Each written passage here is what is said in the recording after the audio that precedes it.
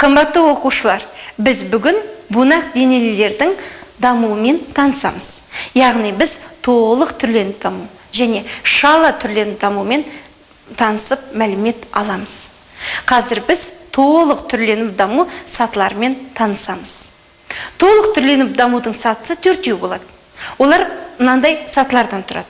Бірінші жұмыртқа, жұмыртқадан кейін дернәсіл, дернәсілден кейін қуыршақ сатысы, одан соң имаго. Имаго дегеніміз ересек түрі. Бұл толық түрленіп дамудың негізгі ерекшелігі, бұл даму кезінде дернәсіл ересек түріне мүлдем ұқсамайды. Оған сөзіміз дәлелді болу үшін мысал келтірейік. Мысал үшін сіздер шөптерде жүрген, өсімдіктерде жүрген жұлдыз құртты жақсы білесіздер.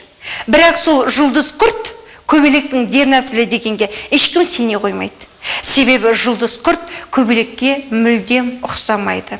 Мысал үшін жұлдыз құрттың денесі буылтықтан тұрады. Олардың 5 жұп жалған аяқтары бар. Және олардың ауыз аппараты кеміруге бейімделген. Оның тісшелі жақтары бар. Осы тісшелі жақтармен жапырақты кеміріп үгітуге қатысады. Ал енді көбелекше. Көбелекте сіздер білесіздер, олар әдемі жұлдыз құртқа қараған кезде, және ересек көбелектің ауыз мүшесі түтік тәрізді ұзын иірілген тұмсықша. Осы тұмсықшамен олар гүл шырынын сорады. Ал дернәсілде ол жақ болатын, тісшелі. Ол кеміреді. Яғни бұлардың ауыз аппараты екі түрлі. Және ересек бунақ денеліде 3 жұп жүретін аяқ болады.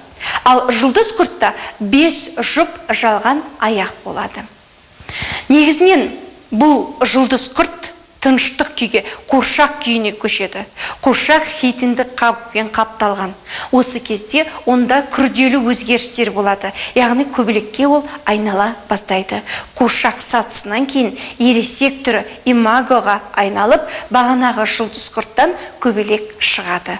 Міне осындай үлкен процесті толық түрленіп даму деп атайды. Бұл тек қана көбелек емес, толық түрленіп дамитын ағзалар, олар қоңыздар, шыбындар, масалар және аралар. Яғни толық түрленіп даму сатысы 4 болады.